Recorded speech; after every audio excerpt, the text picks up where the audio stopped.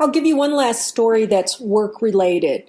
A woman I was working with got fired from her job, and she said to me, I don't know what happened. She said that she had asked her boss off of work 2 months in advance for a vacation, and her boss said no problem. And so she had it on her calendar. And about a week before her vacation, she goes to her boss and says, now, just remember, I'm going on vacation next week. And her boss says, well, that's fine, but I've got these 10 things that you've got to get done before you go. So this woman went to that place of, I have to do those. I don't have a choice. So what she did is she did 8 of the 10 things on the list, and she didn't get to the other 2. Now, in her mind, she thought, I shouldn't even have to do these at all. I got permission 2 months ago to go on vacation. What's the deal with this? She's lucky that I'm doing 8 of them. So part of her resentfully complied and part of her rebelled and resisted, and she ended up losing her job and did not see her own part in it. Now, what she could have done had she been more aware in that moment is when her boss said, you've got to do these 10 things before you can go on vacation. She could have sat with that, even if just for a few breaths. And she could have asked herself, what am I feeling about this and what do I want?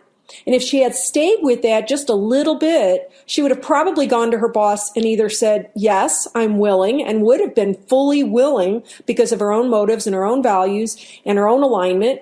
Or she might have said no, but managed the tasks, the conversation around the tasks, around the relationship, and around the outcomes by having a real open communication about it, sharing why she's saying no. Or she could even consider other options like, you know what, I want to be able to help you complete these 10 things, but I want to make sure that they're not contingent on my vacation. I'll do everything I can to complete them myself and to get other people on board with them, or commit to doing the top ones first and let you know if I can't get to some of them.